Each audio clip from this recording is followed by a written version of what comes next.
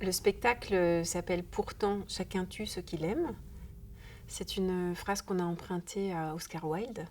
Et c'est un travail qu'on a commencé en allant étudier les gestuels dans les milieux ruraux. La première chose qui m'intéressait, c'était de voir comment aujourd'hui le rapport à l'autonomie alimentaire, le geste qui consiste à tuer pour se nourrir. Alors je mets de côté le rapport aux abattoirs, c'était vraiment voilà, dans la paysannerie, comment on prend en charge ce geste.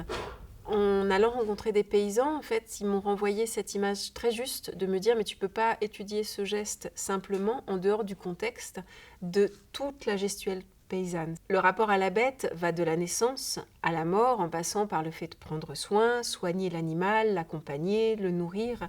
Et si on isole ce geste, bien entendu, on ne peut que lui jeter un opprobre.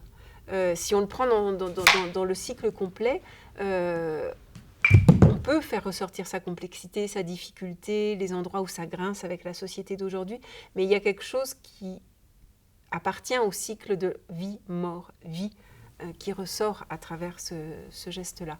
Donc on l'a étudié, on les a observés, ils nous ont emmenés avec eux, et aujourd'hui avec les danseurs, on ramène ces gestes-là sur le plateau pour écrire une forme de rituel qui rend hommage à ce geste, qui rend hommage au geste de la paysannerie en entier, tout en ne niant pas cet aspect complexe du rapport à la mort animale.